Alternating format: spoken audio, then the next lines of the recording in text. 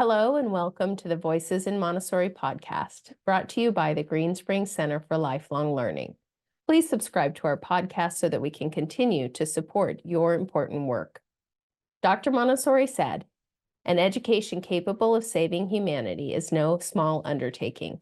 We agree, so let's get to work. I'm Tamara Sheesley Balis, and in today's episode, we're talking about taking Montessori outside and lessons from a Montessori forest school. My guest today is Heather Barger, who is the founder of the Montessori Field School in Floyds Knobs, Indiana. Heather has a BA in education, an MED in education with Montessori emphasis, an AMS elementary Montessori certification, and is a reading specialist certified in dyslexia. Heather began her Montessori journey in 2011 and has since practiced as an elementary Montessori teacher, a primary Montessori teacher, and a Montessori coach. Heather also spent a year launching a Montessori school in Shanghai, China. Heather initially started exploring forest schools during the COVID pandemic, ultimately deciding that she wanted an outdoor Montessori education for her own children. She now enjoys spreading the word about Montessori forest schools to families and teachers across the country. So welcome, Heather. I'm so excited to have you here today. You need to know that ever since I saw you at the conference, at the AMS conference, I have been talking about your workshop nonstop, really nonstop. Thank you. And so I've been so looking forward to having you be here and get to share this with the Montessori community and really educators all over the world. Like, this is such important work. So thank you, thank you. Well, thank you. I'm really honored to be here. I'm excited to share about this work, and it's something that I just feel so fired up about. I'm just passionate about doing Montessori outside, and so I just appreciate the opportunity to tell you a little bit about it. Okay, well, let's dig right in. So first of all, let's go back to our fundamentals, right? Our origins. So tell us what Dr. Montessori said about being outside, because here we are, we become really containerized, right? We go from the schoolroom to the class, to the car, to the home, and yet that's not really how we're designed as human beings. Right. And when we think about, Montessori schools in 2024, most of the time we think about an indoor setting. So we definitely have containerized, meaning that we have put within four walls Montessori schools. But what I found really interesting whenever I started going back and reading her work and looking at the photographs from her early schools, was that she actually was outside with the kids as much or more than they were inside. And she describes that in her writing. So she talks about the children's house and how they need to have an outdoor space that has shelter from the rain and shelter from the sun, so that they can eat out there and that they can work out there and that they can sleep out there. So she imagined almost every part of their day being able to take place outside. There's some really interesting work, a couple of interviews. One of them was done by David Kahn, that talked about some of Dr. Montessori's time in India. And for a while they were over there, they lived in a town called Kodaikanal, India. And there was a young woman named Lena who was apprenticing under her. She went through the training and then was apprenticing under Dr. Montessori in this town and started this teeny tiny little Montessori school on the bank of a lake in this town. And it started with just 4 kids that were 2 to 4 years old. And then over the next year or two, blossomed into 60 children that went all the way from the 3 to 6-year-olds all the way through elementary school. And Mario was there as well. And Mario was helping Lena with this school. So you can imagine their schoolhouse was this teeny tiny cottage that Lena was also living in, and there were 60 kids. So we know, we can just intuit that that was an outdoor school. Those kids were not inside that tiny cottage, those 60 children. And these interviews just go into beautiful detail about how they would go out into nature and they would go on hikes and they would go observe plants and they would observe animals. And then this information, this curiosity that was struck, and these observations that they made, they would bring back and use to create the nomenclature material that we are all using today. Which is such a reversal, right, of what we're doing nowadays, where maybe we're taking the nomenclature to the children, but we're never actually taking the children out in the world. Mm-hmm. Mm-hmm. Yeah, I think you're absolutely right. And we've created it somehow to be culturally appropriate for ourselves now, rather than looking at the fundamental pieces that Dr. Montessori and Mario Montessori really were bringing over and over to the work, which is, she said, we've got to give the child the universe. Yes. And help them understand they're connected to all living things, right? I mean, what a mandate. And we can't do that if we're staying inside. So, yes. And please. this young apprentice, Lena, she brought that to Dr. Montessori and she said, what am I going to teach these children? Because now she's getting these elementary aged kids that she had not been trained for. And Dr. Montessori said, you have everything you need. She said, you have the book of nature. And so how beautiful, right? That she knew that everything those children needed to learn could be found in the natural world. Yeah, today you're right. It's just really convenient to go to the website and order the pre-made materials, and they show up and they're beautiful. And it decreases maybe the burden on the adult to prepare that environment. But what is being lost? And are we seeing those materials really resonate with the children as we hope they would without that spark of going out in the world? And are we seeing that spark with the adults who's presenting those materials without taking the children out into the world?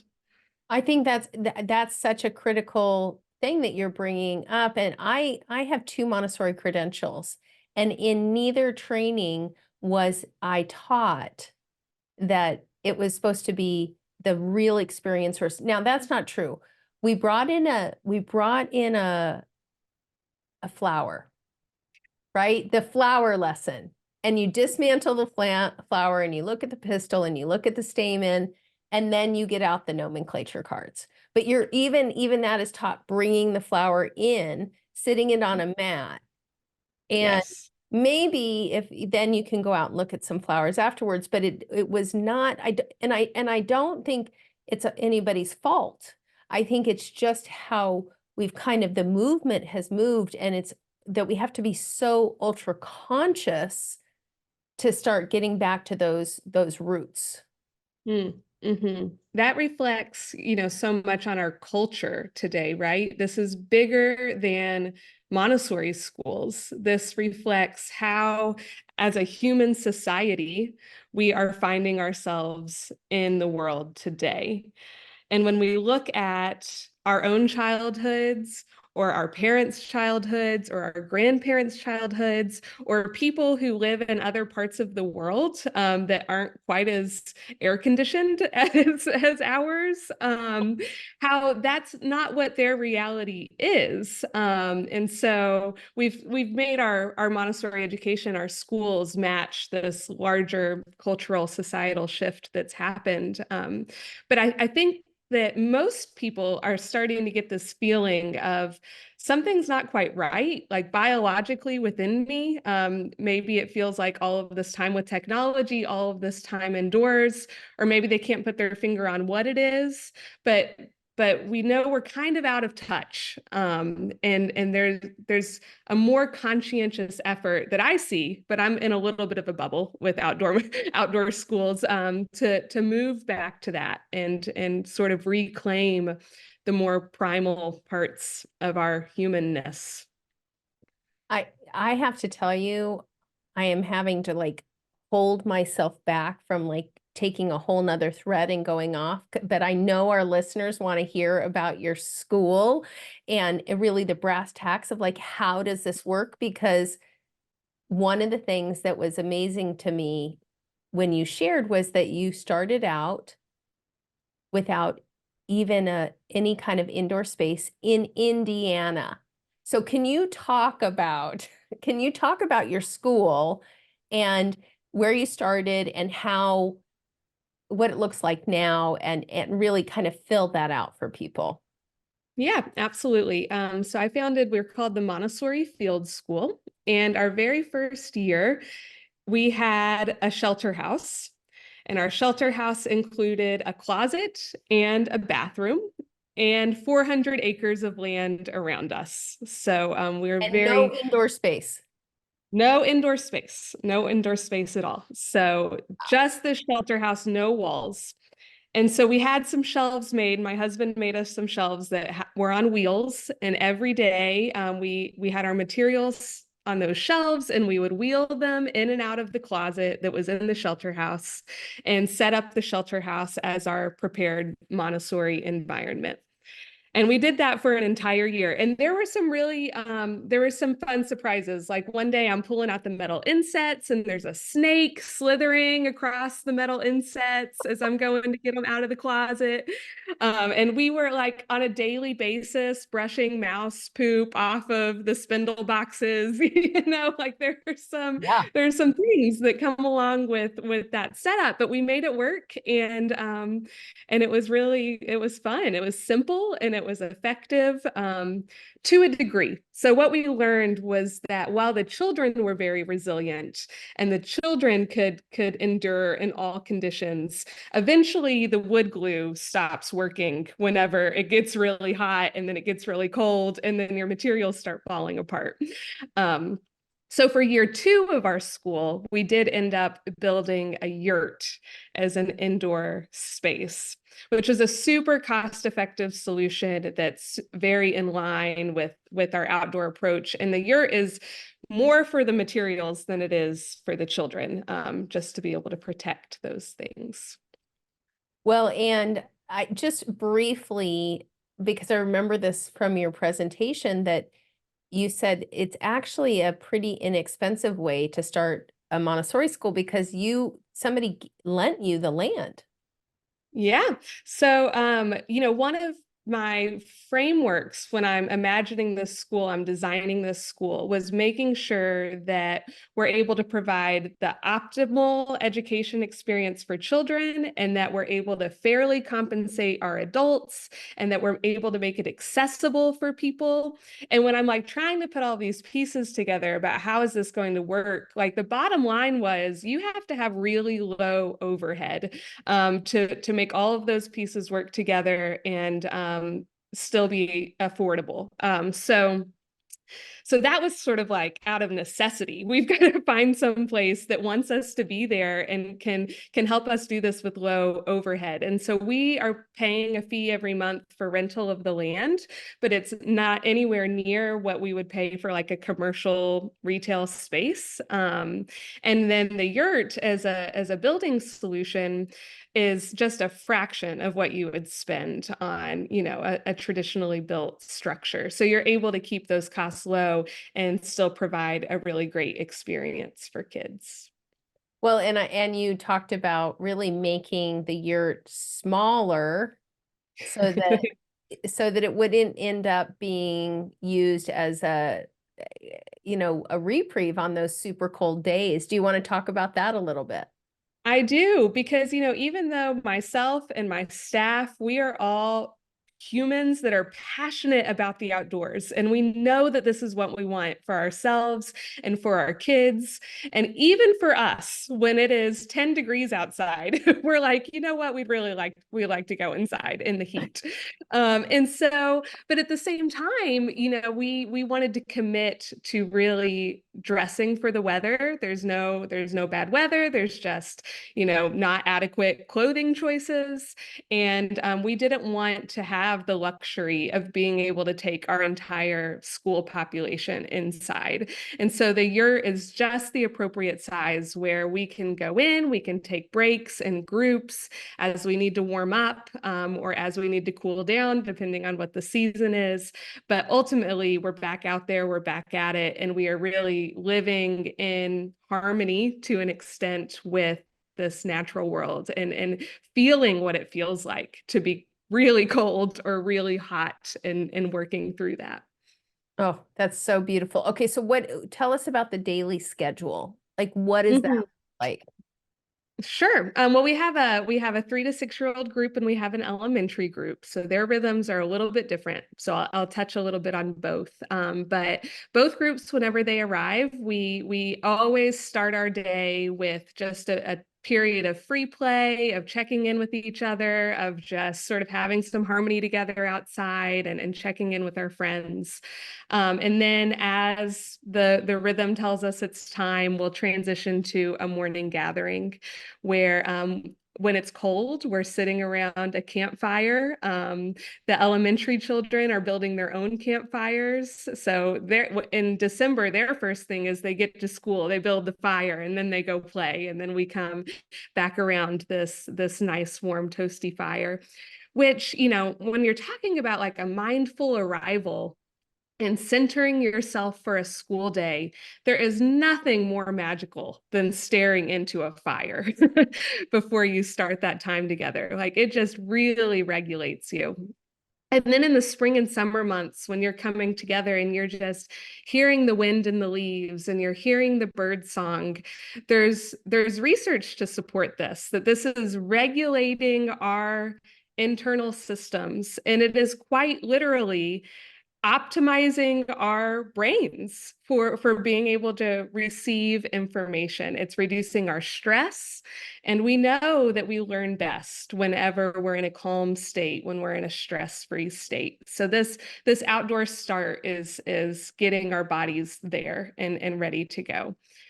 So then, we enter into our morning work period, and it quite often starts with us moving some furniture outside from our yurt. So the children will carry tables outside, chairs outside, blankets outside, and they expand our prepared environment. It spills out into the grass in the forest around us. And then they just go in and out of the yurt to get their materials as they need to. And we have enough staff to sort of support all of the spaces where they go out to do their practice and to get their lessons. So some of them like to work inside of the yurt whenever they're doing things with small beads or things that are a little hard to keep track of. But a lot of the times, all of the work is just going out and happening outside. And you So we just do that. have a little fund for replacing some of those beads, I would imagine, because, right, that's just a piece of it. When I Yeah, look at pictures, oh, I'm sorry, go ahead. it's just part of it, but I'll tell you, like, as our staff gets more into this school, we're really reimagining a lot of the materials to use more natural elements. So I imagine as I look forward 5 years, we're going to be buying fewer and fewer manufactured materials and making a lot of these materials out of natural objects and natural things in the environment, which is even less expensive to to replace. Well, and how beautiful to have them be connected. When I see those photos of Dr. Montessori and the children outside, they have a larger mat. I don't know why I've never seen anybody selling those in Montessori, but they had like almost, it's not a tarp, but something, a small tarp type of item, and they have all types of materials out there, and the child or two children is sitting on that same space in this kind of little protected bubble, and it's just absolutely lovely. It's absolutely lovely. So, Yeah, so we've found that yoga mats work really well because they can get wet from the dew of the grass. It's no big deal. And we got like big plexiglass sheets that sort of make a really flat work surface. So if you're bringing something out that's going to roll around, you can put one of those down and it helps prevent that from happening. And then just those like beach blankets that have the tarp underneath that you would take to throw out on the beach, those are great for having a space for the child and enough space for the work. oh, it's so fun. I have to tell you, I want to get on a plane right now and come see what you all are doing. So, Please come. yes, I will. Actually, as I was talking about this, I had so many people. I said I want to go visit, and they're like, I want to come. I want to come. I want to see it. It really is fascinating because it's such a different way of thinking. Mhm. Yet we all know how much sense it makes, but it's Mhm. so far outside of what we do. And I run a fully implemented Montessori community, right? Like just a beautiful school with beautiful spaces and all of that. And we also know how do we get them outside more, like and the value. So okay, so can you talk a little bit about what you're seeing with the children and how they're progressing?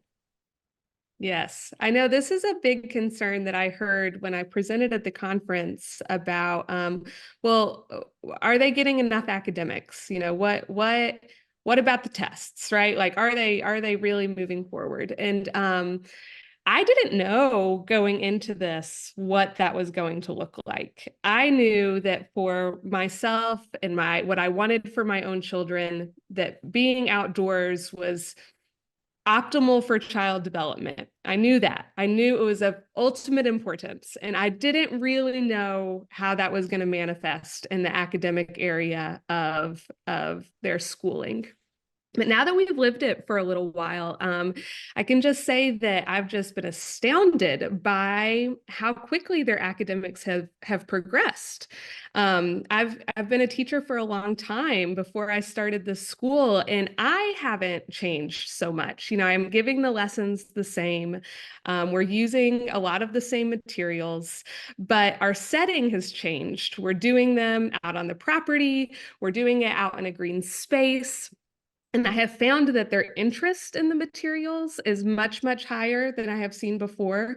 They are more likely to spontaneously repeat a lesson or to practice a lesson than what I was seeing previously. And it is taking them less time to make connections and master concepts than what I had seen before. And if it's okay, I'd like to share a story that I feel like really illustrates this point. Please. Um, so one of the children in the elementary program was learning the racks and tubes, and he really showed readiness for this material. I gave him the lesson. He practiced it 2 or 3 times, and then he came back to me a few days later, and he said, I think I'm ready to do a division problem on paper without the material. And I was skeptical. I was like, he's done this like twice. So maybe 3 times, but okay, like, let's see what happens. And so we write a division problem together and he goes off to work on it and he brings it back to me and it's correct. But the entire problem was done on one line of his math notebook. So, you know, the problem was written there. There was no work, like long division work, put out underneath of it. There were some little tiny numbers sort of written in the problem, and then the answer was accurate. And so I was like, okay, can you talk me through how you did this? Like, tell me what you did. And so he did. He talked me through it. And this child had derived the long division algorithm in a way that I had never, ever, ever seen before in my own personal schooling or in any Montessori school in my professional career. He had figured out a way to do it on one line. And it makes way more sense and is way simpler than any division algorithm I have ever seen. It absolutely blew my mind. And, you might be thinking like this child, well, he is just exceptional. And of course he is exceptional, but not, he's a regular kid. He is not, I think any child could have done this. And I really, truly feel that it's just a testament to how our brain synapses are just, they can wire and fire and work in ways in nature that are different when we are in our containers. Here, here. That was so beautiful and such a powerful story. And you have some students who followed you from you were at a charter school and they followed you to your outdoor school community. Do you want to Yes. talk about any differences you saw with them?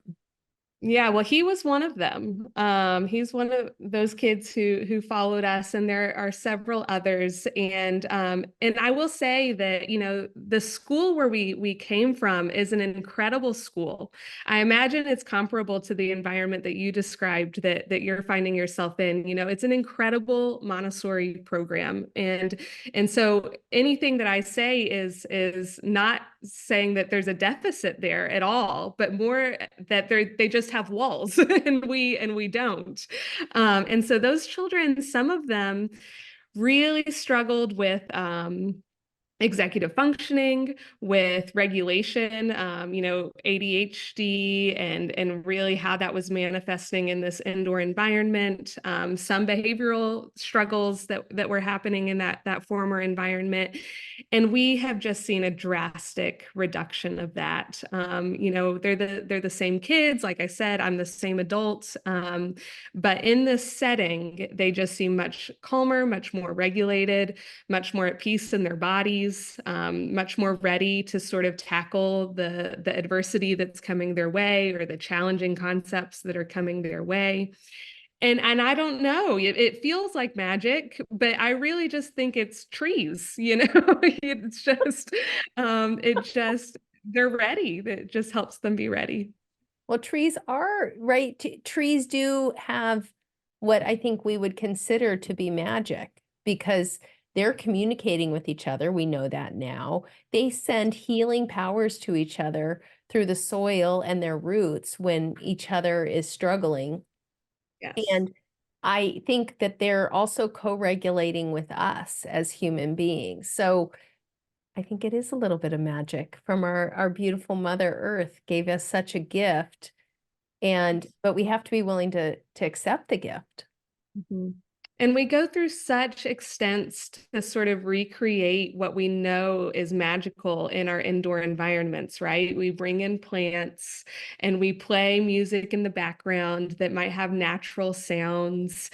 And we try to replicate what we know feels good for our bodies. But why do we have to do that? We're just, creating an unnecessary obstacle for ourselves when the real thing is on the other side of this window. And we can just go be in that for a lot less money than creating these elaborate spaces. Mm, mm.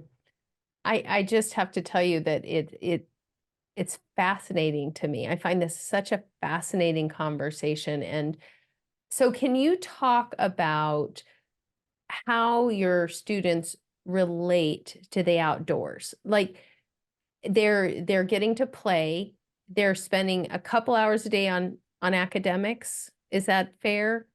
And Yeah, then probably 2 to 3. Mhm. 2 to 3 hours a day on academics, which by our standards would be light, right? Yeah. But is providing them really significant academic growth.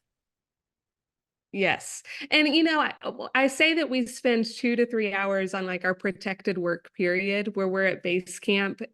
and we have access to all of the materials. But when we're not at base camp, we are on hikes out at the property. We're going down into the creek beds. We're going and sitting on the bank of the lake. And there's learning that's happening there too. There are opportunities where we'll be practicing our math facts, or we'll have a lesson on erosion, or we'll look at types of rocks. Or so a lot of the sciences are happening outside of that protected work period time when we're out. So it's hard to quantify the academic time because that looks a little bit different every day. Because it's all a part of their development. One of the things that I've come to lately, and this is a whole nother conversation, but all of this is our spiritual work. And the academics really are part of building the child's spiritual nature, because we have to keep them engaged. We've got to give them the skills for being successful in what Dr. Montessori told us in society as it is right now. But that actually is part of their spiritual work, is that those academic endeavors. And certainly sitting on the bank of a lake, talking about the water and the ecology of the lake and the life forms within, and the impact of environment, and learning about the specific kind of fish, and all of those things feed the spirit while also feeding that academic need. Yes. Yes. And so we've kind of spoken to two different things there. We've talked about how the natural world is this perfectly prepared environments.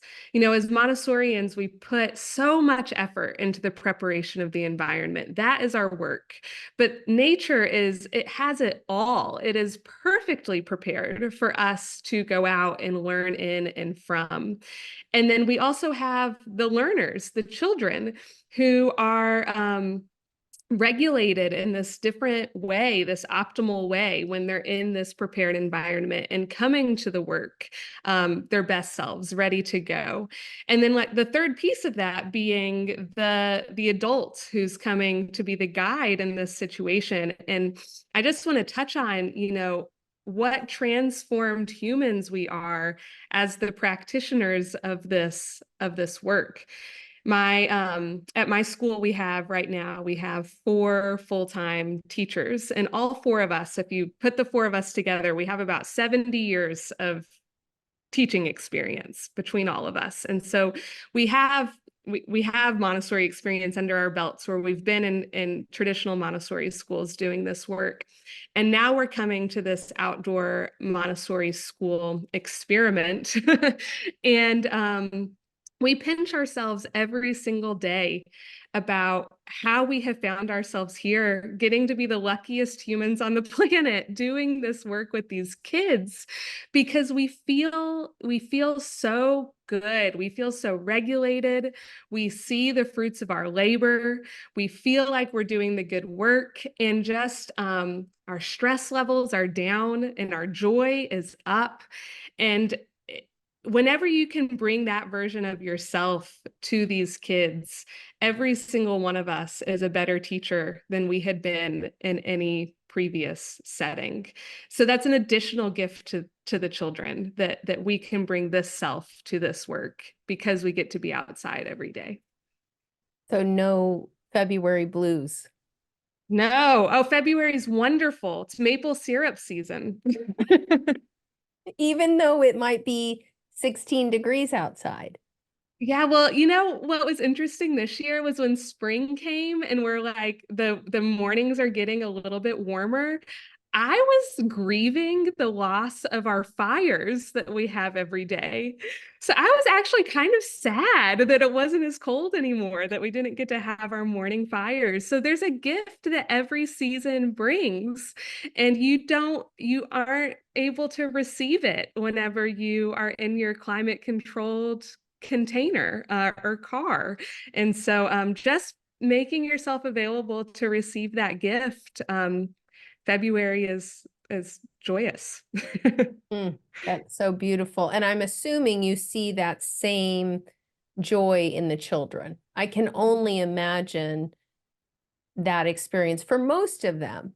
Is that, are most of them lit up even initially by coming into an outdoor model? Yes. Do you hear it's too cold, I want to go inside, I'm bored? Any of that come up? We don't usually hear that they're bored. That doesn't normally come up. There is so much to do that's available to them. We do hear that they're cold or they're hot or they're physically uncomfortable in some way, which is to be expected. And that's part of the work. So we're talking through like, okay, what do you have available to you? You have another layer of clothes in your backpack. What if you try putting those on? And before the next school day, we'll talk about like, okay, tomorrow rain is in the forecast for 6 hours. So how are we going to make sure we're prepared for that? And they just grow so much more resilient over the course of the year. So the first couple months, you hear a lot of complaints about whatever the conditions are. And then they're just like there for it. They know how to dress. They know how to be prepared. They know there's not going to be an option to go inside, and they just embrace it, and it ends up working quite well.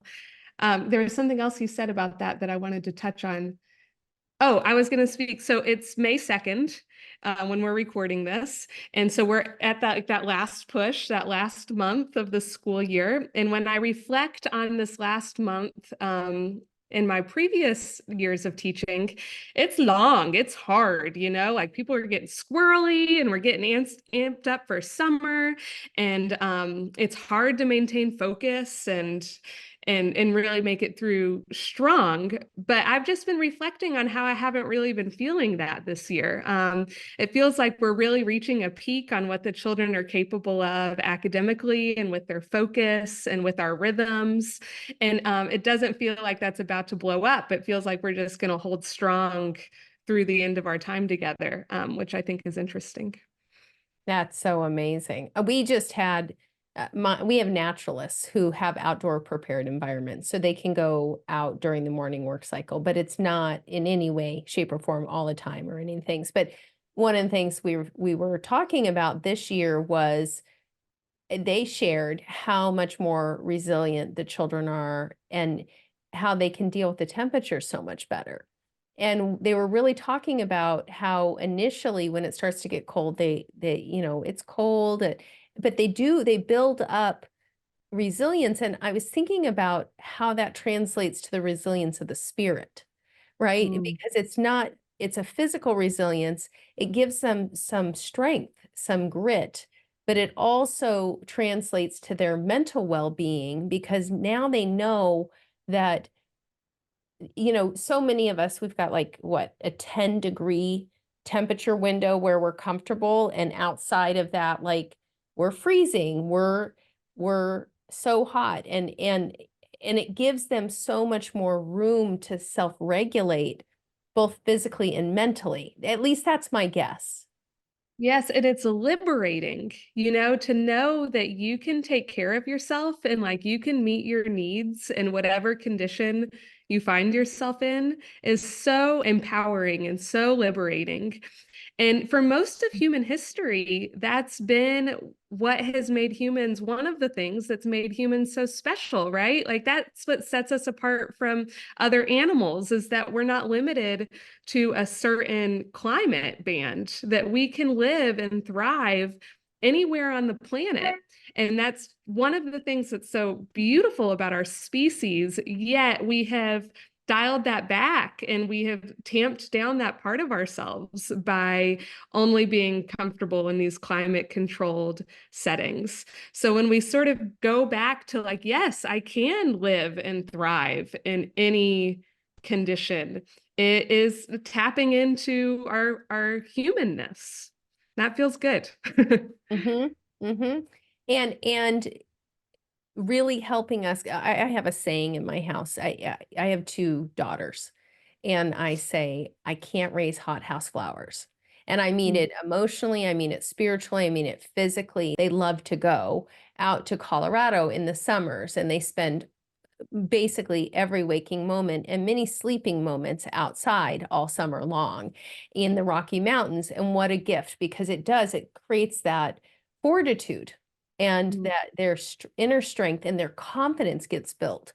And it really comes in no small part from that ability to be one with nature, to have big physical challenges, which I'm imagining there's a good component of at it's the field school, right? You're at the Yes. field school. Yeah, at the field school.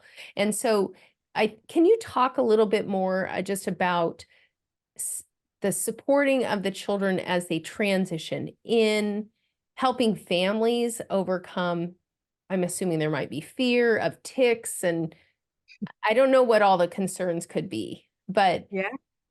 that transition piece would be helpful. Yes. So there's much more of a transition for the parents, for the families than there is for the children. The transition for the children is very quick. They are so adaptable. Now, for the families, we bring a lot of fear and baggage into this situation that's different than what we had before. So you're going to get some families, a lot of families who are like all in, they're coming to you because this is what they want, and they know the benefits, they've done their research, and they're here for it.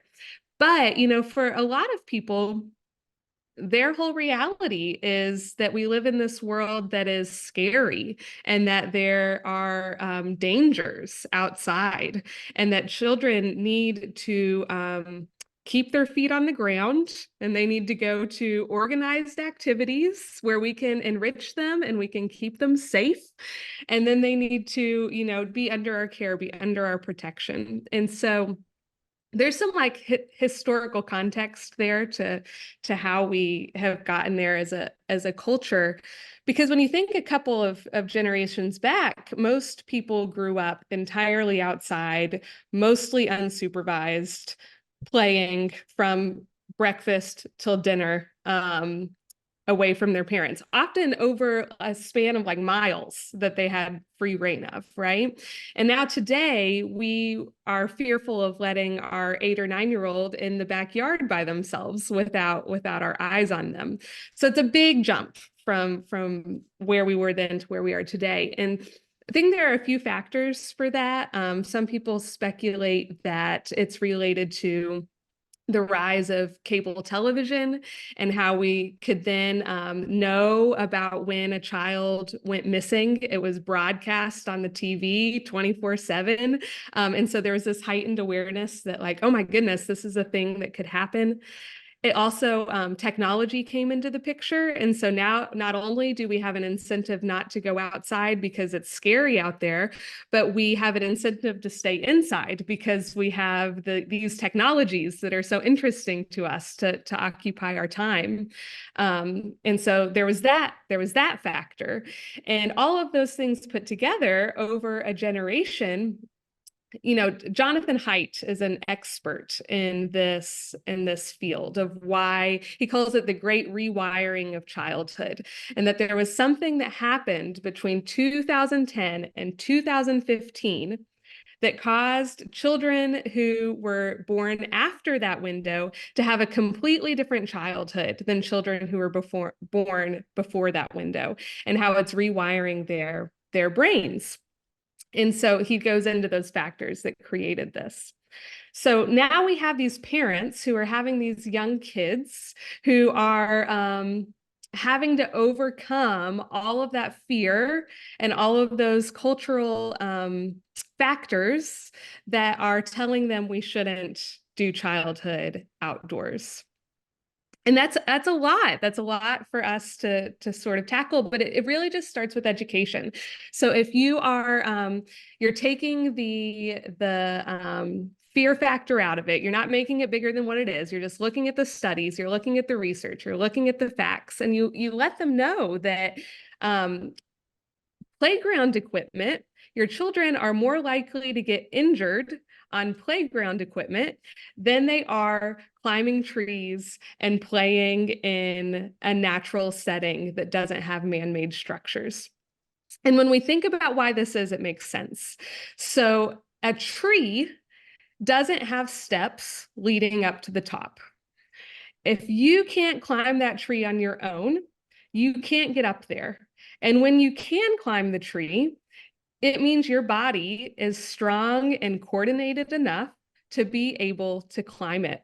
And if you're strong and coordinated enough to climb it, you can also safely get yourself down. When we create, what we do is we create unsafe situations by putting children in places that they're not ready to get to on their own. We send them upstairs to the top of tall playground equipment, or we, the adults, put them up in the tree because we think that it's so cute that they want to be up there and we put them up there, right? And then that's where we're creating an unsafe situation where there's risk, a higher risk of injury. But if you follow the child, like Montessori said, in this outdoor natural setting, and they know their own limits, and they are testing what their body is capable of, and they know that feeling of when they start to get scared and they should start to pull back, then the likelihood of them getting injured is very, very low. We get mosquito bites, we get scraped knees, there are hurts that happen. Sometimes they get hurt, but they just very rarely get injured. So you can talk that through with families, and that makes sense, and they can understand why that risk would be different, and that helps them feel a lot more comfortable. Mm. And I think that's good information for everybody, every parent, every family, regardless of being at a forest school or not, right? That's wisdom right there that you're dropping, Heather. Mm. Sure. Mm. Let's talk about practical logistics. Like we talked a little bit about the cold, extreme weather, it's pouring down rain, paper blowing in the wind, using the bathroom out on the trail, all of those, all of those pieces. Yeah, okay, where do we start? So let's talk about severe weather. First of all, what we have found works well for our school is we just charge a supply fee. And included in that supply fee is rental of all of the most crucial clothing and gear for being comfortable outside in all conditions. So that gear can be very expensive. But it's one of those things where you do get what you pay for, and we feel like it's really important that all of the children have what they need to be successful in that environment. So we purchase the gear, they rent it from us, they give it back at the end of the school year. When they get a year older, a size bigger, we give them a new one. And that model has worked really well for us. Okay, you have to tell us what brand that is. Okay, well, I really love two brands. We get our snowsuits from Didrikson's. Okay. Um, and these are Scandinavian companies because they know cold, these companies are usually Canadian or Scandinavian, but Didrikson's was where we get our insulated waterproof snowsuits and our mittens, our insulated mittens. And then we like Helly Hansen for our rain suits. They have these one piece waterproof suits that are great for any mudslide or rainy day you can throw their way. So Love that. How about boots? we ask them to provide their own boots, and we recommend for the winter, we recommend insulated bogs. Bogs are great. Yeah. And then for the summer, anything works. The Okay. cheapest pair of rain boots at Walmart is great. Okay, great. That's good. I just, we are gearing up, actually partially inspired by you. We're looking at purchasing rain gear for our families and just having it be the schools that we own, but Yes, we support them in that way because so often they show up and they don't have it. Like half the class doesn't have rain gear. And right. it's not even pouring, it's drizzling, but so those kind of pieces. So thank Yeah. you. Okay. All right. So that's like the temperature differential, the rain. Sometimes the weather is more severe than that, right? So you might have a tornado watch or a tornado warning. There might be thunderstorms. There are other types of severe weather that happen. And that really depends on your location. We have the luxury that there are brick buildings on our property that we have access to. And so we don't use them on a normal basis. But if there were to be an unexpected tornado warning or something, they would absolutely let us go into their building and take shelter until the danger had passed. If you don't have something like that, and a lot of forest schools don't, they don't have any sort of structure anywhere accessible to them, then you just have to be really vigilant about watching the weather. And so what we did our first year was we structured our calendar around severe weather. We had a longer break in the winter. We had a shorter break in the summer. We did not have breaks in the spring and fall.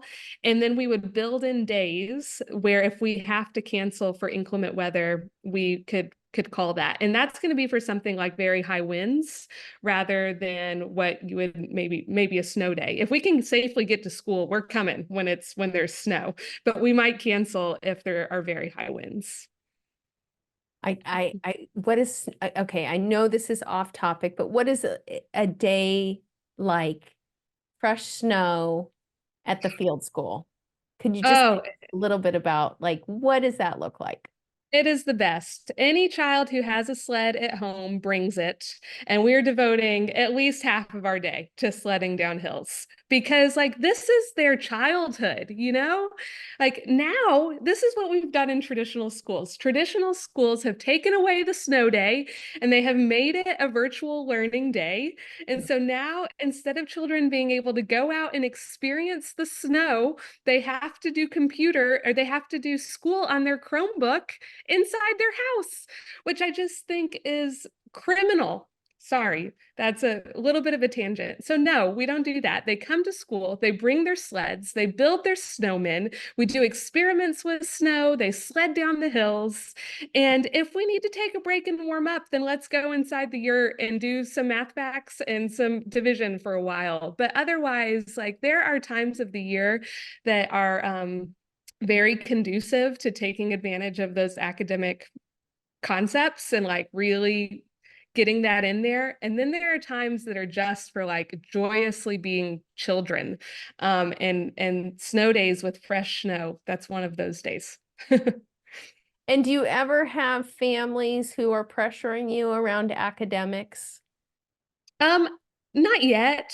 You know, we're really transparent about what we offer. And I'm transparent about like, you know, my own children go to this school and I want them to be academically ready for whatever they choose to do after they leave the Montessori Field School. So we prioritize rigorous academics and making sure that every child is moving forward. So we're not at all saying like your child is going to learn less because they're in our program at all. But we are saying like if we're going to have a snow day, we're going to play in the snow and we're going to save really focusing on those concepts for a time that's a little less exciting in the natural world. Well, and I think you said that you were working out of your upper L albums with a lot of your lower L students right now. Like, Mhm. is that accurate? That is accurate. So most of my experience is with upper elementary. I have less experience with lower elementary. So I tend to just, I'm more familiar with the lessons and I tend to just gravitate towards that to start with. But I have found that these kids are really, really ready for it. And that can be a difference of trainings too. You know, when I've looked at different trainings, I've seen some lower elementary concepts that I've seen in primary at other people's trainings, right? There's a little bit of differential there, but we are absolutely doing upper elementary lessons and we have an exclusively lower elementary group this year. Wow, that's so beautiful. Okay, so we talked about extreme weather, paper blowing in the wind. Yeah, so we that was a big hurdle to overcome. What we ended up deciding on was we got these beautiful leather journals from a local company, and they have where you can put inserts in the inside, and they custom make the inserts. So we have like a little booklet that is just for math. We have a little booklet that's just for writing, and the math notebook is all grid paper. The writing paper, the writing notebook can be regular lines, or it can be handwriting lines, or whatever you need it to be. And so we work with this company to sort of customize what we want each of their booklets to look like. And then whenever they fill one up, we just take it out, we put a new one in, they take that one home, and we're just going in that cycle all year long. But by having them all bound in that journal together, we never have loose paper. when they're working on like table A or table B or their table of multiples, that would be an exception, where like a rare exception where they have loose paper, but otherwise all of their work happens in their journal. And it allows them to throw it in their backpack, take it out on the trail, and us practice concepts out on the trail without us ever having to worry about things blowing and becoming litter. Wow, that's so beautiful. You have a solution for everything. Well, maybe Well, you're we've had saying that. to. Yeah. It's just out Oh, of necessity. I know this comes up. It came up in our workshop, going to the bathroom on the trail. You're out on a hike. What happens? What happens? So yes, like I mentioned, we have a flushing toilet at our base camp, but we're out on the property a lot. And so, there are two different directions you can go with this, depending on whose property you're using and what they're comfortable with. So one of the solutions we have is we have a tent that pops up, and it's small enough that it has straps like a backpack. So it's a little backpack tent, and it's about yay big, and it just pops right up to provide a little bit of privacy for the person going to the bathroom. And then we have a collapsible toilet. So it also pops up. It fits in the bag with the tent, and you just put a little plastic bag in there. They're able to use the bathroom. And then you pack that bag out with you whenever you hike back to camp and throw it away. So that's one way of literally leaving, no trace on the property whenever you're out. And then if you're on a property that's comfortable with it, you can also just teach kids to go to the bathroom outside. And that's what a lot of forest schools do. And so you'll teach them how to find a private place and do that without getting their clothes wet or dirty. And then you would usually let the family know that their child used the bathroom out in nature today, and they might want to do a double check at home to make sure, they're clean and dry. But part of it. It is a part of it, right? Human beings. We're miraculous in so many ways. That's So, right. so I think we have time only for probably one more question. I want to find out about the regs. So it sounds like you all have in Indiana, there's room to do a lot of these things. I'm wondering, have you found that to be unusual? How are forest schools doing with policy and creating some space to be able to operate like that? Because there are a number of things that you've talked about today that I thought, I wonder if that's legal in Maryland. Yeah, that's a big piece of it. So we do have some luxuries in Indiana where things are a little bit less regulated and give us a little bit more freedom within our program. However, I know that there are forest schools in every state. And so these are great resources for figuring out like what are the loopholes or what are the parameters that we need to stay within to make sure that we can legally and ethically operate our program. So and we need policy advocates, because sometimes there are policies that are just not reasonable. There are policies in some states that say that children can't climb trees, and that is something that we really need to challenge, and we need to be active in letting our lawmakers know, like, what are the benefits of this, and why aren't we giving this to children, and why do we have these obstacles in the way that need to be removed. So some things you're going to need to think about is, are you required to have a facility if you have more than a certain number of children? If it is a quantity threshold, like what is that number that you have to stay below to be able to operate your program without a facility? Sometimes you can sort of be a homeschool co-op, if you're gathering together as a homeschool co-op rather than a licensed school, there can be a little bit more leeway. And so there are ways to do it, but it's just unique to every state, and we need more people, spreading the good news and going to our legislators and getting some of these rules changed so that we can not have those limits on what we can offer kids. Mm. Okay, so Heather, what else do we need to know before we wrap up? You've given us so much good information to chew on. Is there anything we've overlooked, anything we've missed? I just want to encourage people that this is a very accessible form of education for kids, and it's a very relatively inexpensive way to start a program. I'm a really passionate advocate of the micro school model, and to start a micro school, the resources that you need are much fewer than a big school. And so if we could just have hundreds or thousands of micro schools going to their local park or going to somebody's land that they're so willing to offer for this use, or finding that space in the community, even a public space where you can gather and connect kids with nature, then that is going to have a huge impact on those kids, on those families. And even if, our first year we were working with kids in groups of 6, we had like 6 kids that were coming and doing this with us. And even if that's what you're doing, if you're going and doing this with 6 kids, and there are thousands of us doing that, then this work is going to spread, and it's really going to change childhood for this generation of young people. So if you would like to do that, get in touch with me. I'm always happy to mentor people. So you can find my contact information on our website.